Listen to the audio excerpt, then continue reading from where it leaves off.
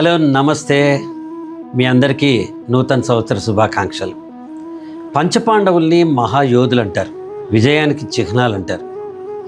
ఒక యాక్టర్గా నేను ధర్మరాజు వేషం వేస్తే మొత్తం సీన్ అయిపోయే టైంకి చివరికి అందరూ పరిష్కారం వైపు నా కోసం చూస్తూ ఉంటారు. అప్పుడు నేను 2 పేజీల డైలాగ్ చెప్పగలుగుతాను. అదే నేను భీముడు వేషం వేస్తే సీన్ మధ్యలోనే కథ తీసుకుని కోపంగా 2 పద్యాలు పాడి నా ఎమోషన్స్ నేను చెప్పగలుగుతాను. అదే నేను అర్జునుడు వేషం వేస్తే చిద్విలాసంగా నవ్వుతూ అవసరమైనప్పుడు మాత్రమే మాట్లాడుతూ నేను హాయిగా ప్రశాంతంగా ఉండగలుగుతాను. కానీ చాలా సందర్భాల్లో మనకి నకుల సహదేవులు లాంటి వేషాలు వస్తూ ఉంటాయి. నకుల సహదేవులు ఎప్పుడైనా మాట్లాడటం చూసారా? ఎక్కడైనా డైలాగ్ చెప్పడం చూసారా? ఏమాత్రం చూడలే.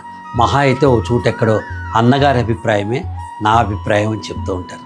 మరి మేము పంచపాండవులం కదా, మహాయోధులం కదా, అందరూ సమానం కదా, మేము కూడా మాట్లాడతాం అని వాళ్ళు ఎప్పుడూ చెప్పలే. నిజ జీవితంలో కూడా అంతే. మనం ధర్మరాజులా ఉంటే సబ్జెక్ట్ మ్యాటర్ ఎక్స్పర్ట్స్ అయితే మనం చెప్పేది 10 మంది వింటారు, మనం సలహాలు చెప్పాలి.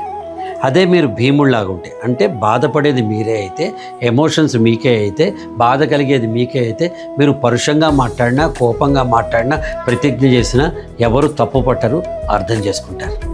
అదే మీరు నాయకత్వాల లక్షణాలు కలిగిన అర్జునుడైతే నాయకత్వ లక్షణాలన్నీ డిస్ప్లే చేస్తూ అవసరమైనప్పుడు మాట్లాడుతూ, ఇంకా అవసరమైతే హీరోయిన్తో మాట్లాడుతూ ఎక్స్ట్రాడినరీగా కృష్ణుడితో పాటు ప్రయాణం చేసి విజయుడు అనే పేరు తెచ్చుకుంటారు. కానీ మనం నకుల సహదేవుల వేషాలు ఎక్కువసేపు చేస్తూ ఉంటాం. మనం ఎంత పవర్ఫుల్ అయినా అవసరం లేనప్పుడు మాట్లాడకూడదు, అవతల వాళ్ళు మాట్లాడుతున్నప్పుడు మాట్లాడకూడదు. మనకంటే పెద్దవాళ్ళు, మనకంటే బలవంతులు, మనకంటే గొప్పవాళ్ళు ఉన్నప్పుడు మనం ఒదిగి ఉండాలి.